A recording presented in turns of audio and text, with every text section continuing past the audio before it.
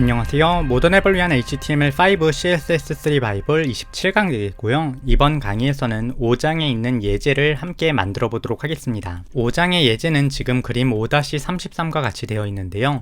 정말 그냥 단순하게 레이아웃을 잡는 방법만 소개하는 예제입니다. 디자인을 따로 넣지 않기 때문에 굉장히 투박한 모습인데요.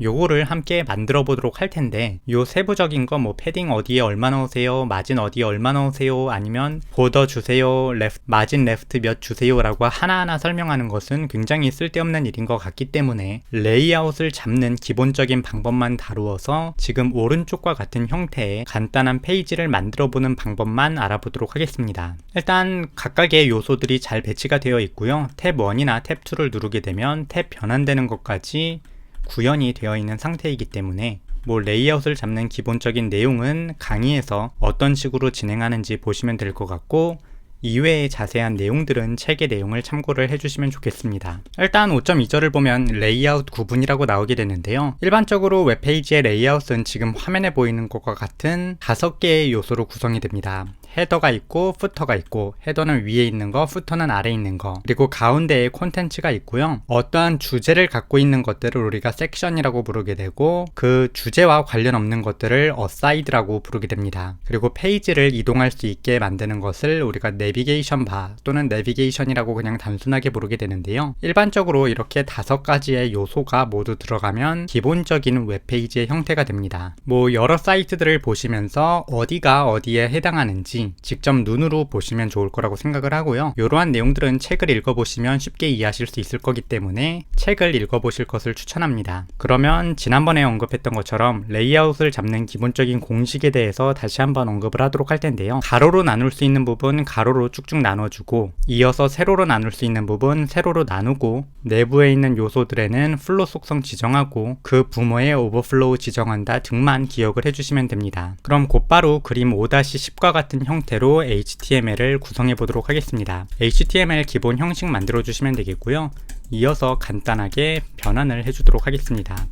이어서 스타일 태그 하나 주고, 바디 태그 내부에다가 전체를 감쌀 div 태그 하나 주시고, 이 녀석 클래스 이름은 그냥 컨테이너라고 주도록 하겠습니다. 이어서 div로 헤더라는 녀석 하나 주시고, div로 콘텐트란 거 하나 주시고, div로 푸터 하나 주시면 되겠습니다.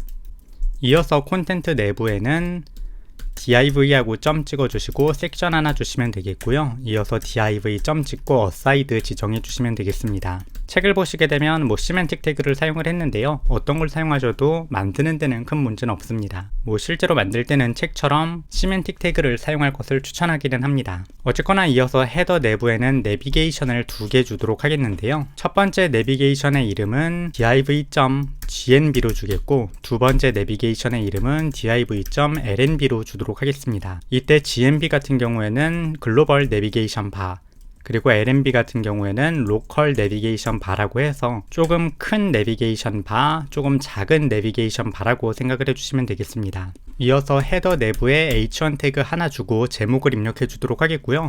제목은 그냥 로렘 입숨 도랄쉿 아메시라고 입력을 하도록 하겠습니다. 이어서 GMB 내부에는 우리가 UL 태그와 LI 태그를 쭉 만들어 주도록 할 텐데요. UL 태그 하나 만들어 주시고 LI 태그 5개 만들어 주신 다음에 메뉴는 간단하게 마찬가지로 로렘 입숨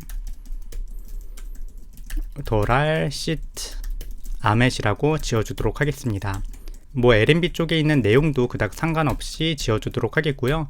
마찬가지로 의미 없는 내용을 조금 더 넣어서 li 태그를 2개 추가해 주도록 하겠습니다.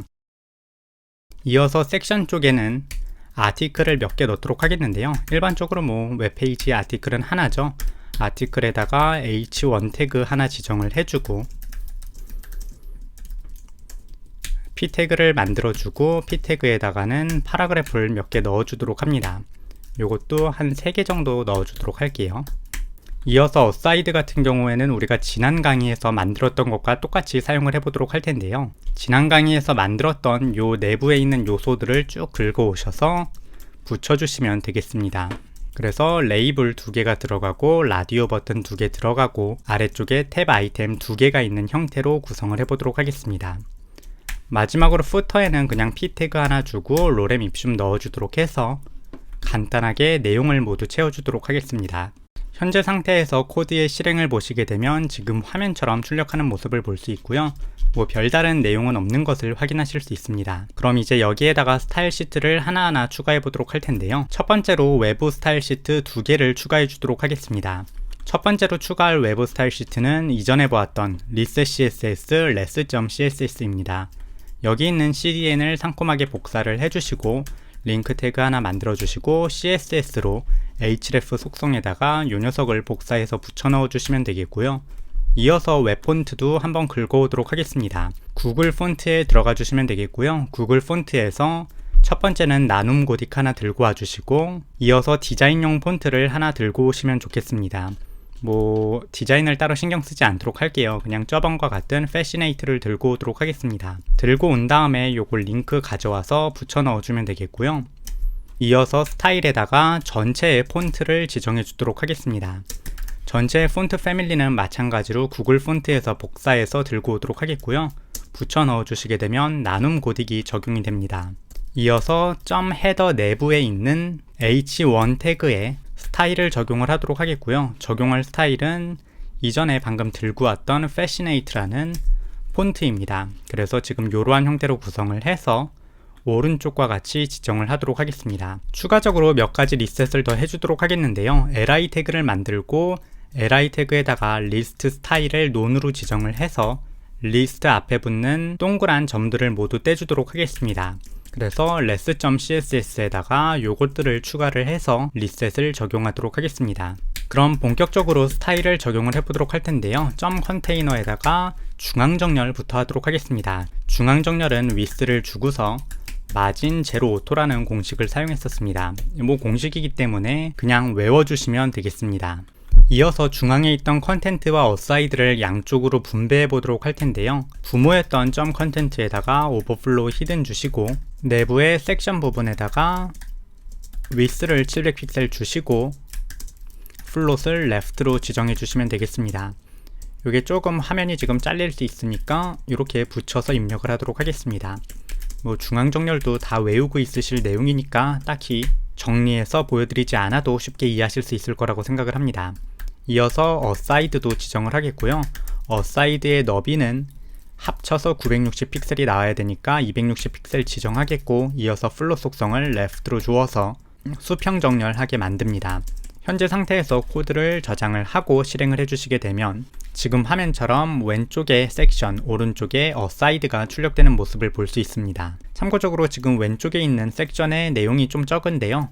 잠시 후에 돌아가서 내용을 좀 추가해 주도록 하겠습니다. 섹션 내부에다가 그냥 이 콘텐트를 몇 개 더 추가를 해주도록 하겠고요. 그냥 내부에 있는 거 복사해서 붙여 놓도록 하겠습니다. 그럼 이어서 상단에 있는 메뉴들을 조정해 보도록 하겠는데요.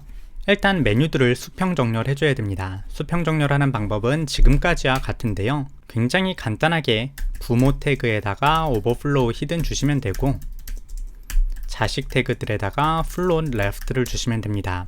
이렇게 적용을 하게 되면 지금 위쪽에 있는 메뉴들이 수평 정렬되어 있는 것을 볼 수 있습니다. 그럼 이어서 이 메뉴들의 위치를 잡도록 하겠는데요. 일단 헤더에다가 높이를 주도록 하겠습니다. 높이를 100픽셀 정도 주어서 지금 요 정도의 간격을 두게 만들도록 하겠고요.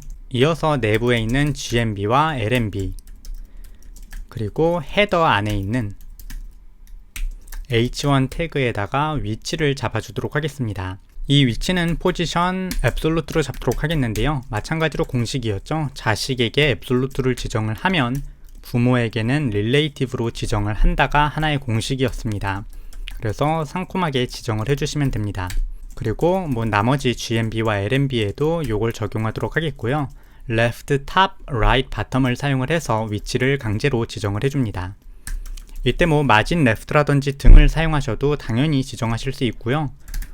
그냥 우리는 간단한 형태로 left를 10픽셀 그리고 top을 30픽셀 정도 주어서 이 헤더 글자의 위치를 잡도록 하겠습니다. 이어서 GMB 같은 경우에는 right에서 0, LMB도 right에서 0 위치에 잡도록 해서 오른쪽에 붙여주도록 하겠고요.